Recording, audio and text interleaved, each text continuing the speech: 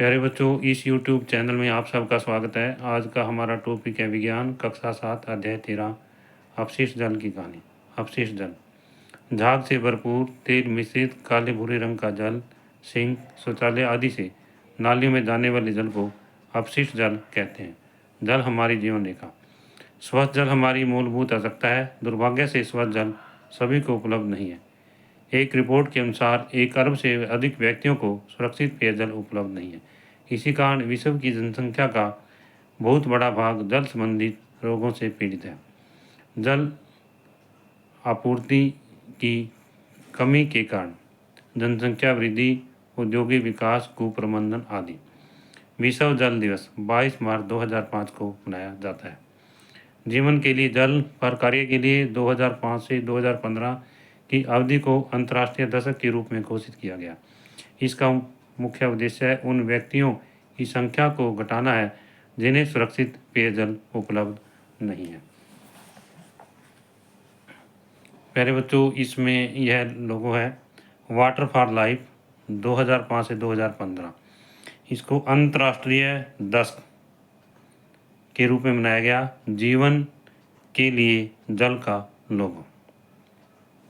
प्यारे बच्चों, जो ये लोगो है वो है जीवन के लिए जल का है।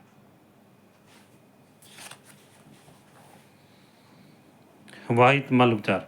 जल की सफाई का अर्थ है जल के स्रोत में प्रवेश अथवा उसके पुनः उपयोग से पहले उसमें से प्रदूषकों का अलग करना। अपशिष्ट जल के उपचार के इस प्रक्रम को सामान्य रूप से वाहित मल उपचार कहा जाता है। वाहित मल क्या है? वाहित मल घरों, उद्योगों, अस्पतालों, कार्यालयों और अन्य उपयोगों के बाद प्रवाहित किए जाने वाला अपशिष्ट जल होता है। इसे वर्षा का जल इसमें वर्षा का जल भी शामिल है। वर्षा जल सड़कों और छतों से हानिकारक पदार्थों को ले आता है। इसमें घुले हुए और निलंबित अपद्रव्य होते हैं। वाहित मल एक जटिल मिश्रण होता है। इसमें निलंबित ठोस, कार्बनिक और अकार्बनिक अशुद्धियाँ, पोषक तत्व, मृतजीवी, रोगवाहक जीवाणु तथा अन्य सूक्ष्मजीव होते हैं। अशुद्धियों के कुछ सामान्य उदाहरण: कार्बनिक अशुद्धियाँ: मानव मल, जैविक अपशिष्ट पदार्थ, तेल, यूरिया, मूत्र, पीड़कनाशी, शाकनाशी, फल और सब्जियाँ का कचरा आदि कार्बनिक अशुद्धियाँ पाई जाती हैं। अकार्बनिक अशुद्धियाँ: नाइट्रेट, फास्फेट और धातुएँ। पोषक तत्व: फास्फोरस और नाइट्रोजन युक्त पदार्थ प्यारे बच्चों पोषक तत्व होते हैं। जीवाणु: हैजा और टाइफाइड आदि रोग उत्पन्न करने वाले क्रमशः विब्रियो, कोलरा एवं साल्मोनेला पैराटाइफी। अन्य सूक्ष्मजीव: पेचिश आदि रोग उत्पन्न करने वाले प्रोटोजोआ। जल शोधन एक घटनापूर्ण यात्रा। प्यारे बच्चों, सबसे पहले सीवर किसे कहते हैं? यह वाहित मल विसर्जन की व्यवस्था है। इसमें भूमि के नीचे पाइपों का जाल बिछा होता है। यह परिवहन तंत्र की तरह है तथा वाहित मल को उसके उद्गम स्थल से निपटान के स्थान पर उपचार से अंतर तक ले जाती है। प्रदूषित जल का उपचार: एक कांच का बड़ा जार लेकर उसमें 3/4 भाग तक पानी भरिए। इसमें कुछ घास के तिनके, संतरे के छिलके जैसे कार्बनिक अपशिष्ट पदार्थ, थोड़ी मात्रा में मार्जक तथा किसी रंग की कुछ बूंदें मिला दीजिए।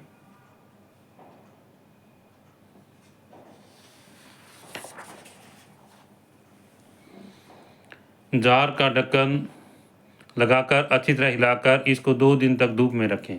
2 दिन बाद मिश्रण को फिर हिलाएं और नमूने के तौर पर किसी परखनली में डालें। इस पर नमूना एक चिट लगाकर रखिए।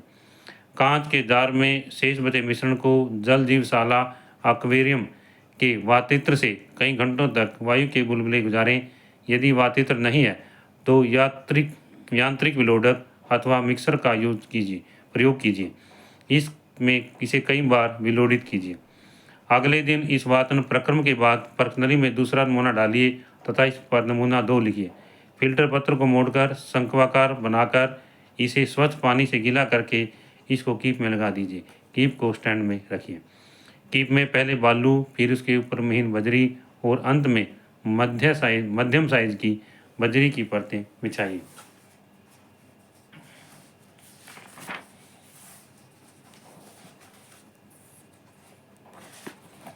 प्यारे बच्चों, इसमें यहाँ पर ये बीकर है और इसमें कीप है।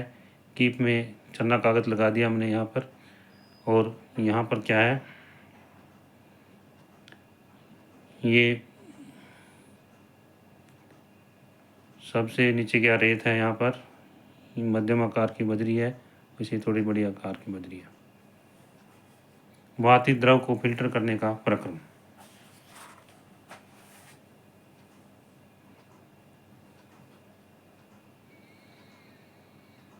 बचे हुए बाकी द्रव को फिल्टर करके बीकरों में भरिए। फिल्टर किया हुआ द्रव स्वच्छ न हो तो उसे दोबारा फिल्टर करते रहिए जब तक वह स्वच्छ न हो जाए। इस फिल्टर जल को तीसरी प्रणाली में भरिए और फिल्टरित जल नमूना 3 लिखिए। अब फिल्टरित जल को चौथी प्रणाली में लेकर क्लोरीन की गोली का एक टुकड़ा मिलाइए, उसमें अच्छी तरह से मिलाइए ताकि स्वच्छ जल हो जाए। इस पर क्लोरीनकृत नमूना 4 लिखिए। प्रणालियों के इस नमूने को ध्यानपूर्वक देखिए, केवल इनकी गंध सूंघ सकते हैं। प्यारे बच्चों, हम इसको चख नहीं सकते, केवल इनकी गंध सूंघिए और इसको चखिए मत।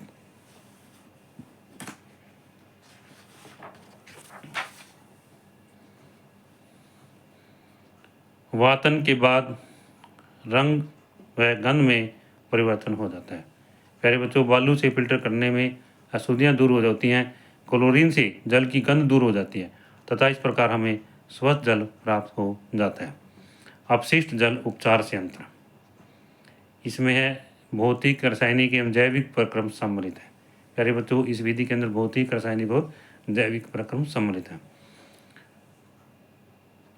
जल को संदूषित करने वाले भौतिक, रासायनिक और जैविक द्रव्यों को अलग करने में सहायता करते हैं। जो जल को संदूषित करने वाले भौतिक, रासायनिक और जैविक द्रव्यों को अलग करने में सहायता करते हैं। सबसे पहले अपशिष्ट जल को सीधे छड़ों से बने सलाखा छन्ने या बार स्क्रीन में से गुजारा जाता है। इसे कपड़ों के टुकड़े, डंडियाँ, डिब्बे, प्लास्टिक के पैकेट, नैपकिन आदि बड़े साइज़ के संदूषक जो है दूर हो जाते हैं, अलग हो जाते हैं। प्यारे बच्चों, इसमें ये सलाखा छन्ने ये दिखाया गया है, इसकी सहायता से बड़े साइज़ के जो अशुद्धियाँ हैं वो उनमें से दूर हो जाती हैं। इसके बाद अपशिष्ट जल को ग्रिट और बालू अलग करने की टंकी में ले जाया जाता है। इसमें जल का प्रवाह कम हो जाता है। इसे बालू, ग्रिट और कंकड़, पत्थर आदि टंकी की तली में बैठ जाते हैं। फिर इस जल को मध्यम भाग में ढलान वाली पैंदी की बड़ी टंकी में ले जाता है। इसे कई घंटों तक रखा जाता है। मल जैसी ठोस इसकी तली में बैठ जाते हैं। इनको खुर्च करके अलग कर दिया जाता है। इसे आपंक कहते हैं। अपशिष्ट जल में तैरने वाले ग्रीस और तेल जैसी अशुद्धियों को अपमथित्र या स्कीमर का उपयोग करके अलग कर लिया जाता है। इस जल को निर्मलीकृत जल कहते हैं। प्यारे बच्चों, इसमें यहाँ पर ग्रिट और बालू अलग करने की टंकी को दिखाया गया है।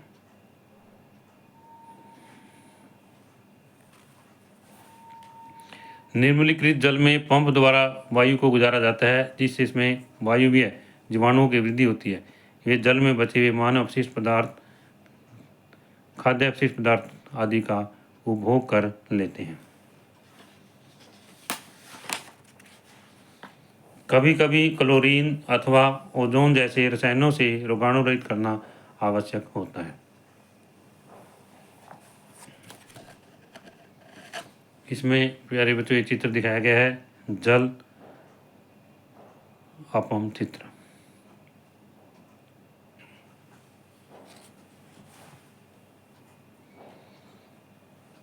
अपंग किसे कहते हैं, इसे कैसे उपचार किया जाता है? अपशिष्ट जल के उपचार के दौरान नीचे बैठे हुए अर्ध ठोस मल को अपंग कहते हैं। इसको बड़ी टंकी में से खुर्च कर हटा दिया जाता है, फिर एक टैंक में स्थानांतरित किया जाता है। इसका यहाँ पर अवायवीय जीवाणुओं द्वारा विघटन हो जाता है। इसे बायोगैस पैदा होती है। इसका उपयोग ईंधन के रूप में किया जाता है। इसे कारखानों में, बिजली उत्पादन में, खाना पकाने आदि में उपयोग किया जाता है। इससे आगे प्यारे बच्चों, जागरूक नागरिक बने। सड़कों पर फैल रहे कचरे व उनसे उठ रही दुर्गंध के विषय में नगर पालिका तथा ग्राम पंचायत को यथोचित कदम उठाने के लिए आग्रह करना चाहिए। अपशिष्ट पदार्थों की मात्रा तथा उनकी विविधता को सीमित रखना चाहिए। यदि किसी घर से वाहित मल जल पास पड़ोस में गंदगी फैला रहा हो तो उसको अन्य नागरिकों को स्वास्थ्य के विषय में ध्यान रखने के लिए निवेदन करना चाहिए। प्यारे बच्चों, इससे आगे है अच्छी गृह व्यवस्था बनाए रखने की प्रक्रिया। वाहित मलजल को कम करने के लिए आप नालियों में बहने वाले अपशिष्ट पदार्थों और प्रदूषकों को नियंत्रित कर सकते हैं। इसके लिए निम्नलिखित सावधानियां अपनानी चाहिए। नंबर 1, खाना पकाने के तेल और वसा को नाली में नहीं बहाना चाहिए। ये पाइपों में कठोर पदार्थों की तरह जमकर उन्हें अवरुद्ध कर देते हैं। इससे आगे है तेल और वसाओं को कूड़ेदान में नहीं डालना चाहिए। सूक्ष्मजीवों को मारने वाले रसायन, पेंट, विलायक,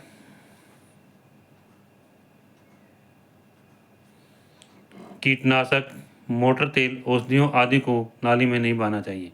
ये सूक्ष्मजीव जल को शुद्ध करते हैं। बचे हुए ठोस पदार्थ, चाय की पत्ती, खिलौने, रुई, सैनिटरी टॉवल आदि कूड़ेदान में डालने चाहिए, क्योंकि ये नालियों को अवरुद्ध कर देते हैं। इससे आगे प्यारे बच्चों, स्वच्छता और रोग का क्या संबंध है? संदूषित पेयजल व स्वच्छता की कमी के कारण अनेक रोग पैदा होते हैं। अनुपचारित मानव मल से जल और मृदा का प्रदूषण होता है। इससे सतह पर उपलब्ध जल और भौमजल दोनों संदूषित होते हैं। अनुपचारित मानव मल जल के कारण होने वाले रोगों का मुख्य कारण है। इसे टाइफाइड, पोलियो, हेपेटाइटिस, मेनिंजाइटिस और पैचिस आदि रोग होते हैं। इससे आगे भौमजल के स्रोत। भौमजल के स्रोत हैं प्यारे बच्चों कुएं, ट्यूबवेल, नलकूप, झरने आदि। वाहित मल जल निपटान की वैकल्पिक अवस्था। इसमें प्यारे बच्चों स्वच्छता के अंदर जो है हमें ये चित्र दिए गए हैं। जैसे यहाँ पर ये महिला है, रसोई के अंदर काम कर रही है, तो इसने जो चाय की पत्ती है डायरेक्ट जो है उसके अंदर जो है सिंक में डाल दिया है। जो ऐसे जो अपशिष्ट पदार्थ होते हैं रसोई के अंदर, ये नालियों का अवरुद्ध करते हैं और नालियों में जम जाते हैं। इसमें एक अन्य चित्र दिखाया गया है। यहाँ पर ये महिला है जो चाय की पत्ती है, ये इसको कूड़ेदान के अंदर डाल रही है। इसने इसको सिंक में नहीं डाला है। तो इसलिए प्यारे बच्चों, घरों में काम करते समय इस बात का विशेष ध्यान रखना चाहिए कि हर कचरे को सिंक में नहीं डालना चाहिए या हर कचरे को सिंक में मत फेंकिए।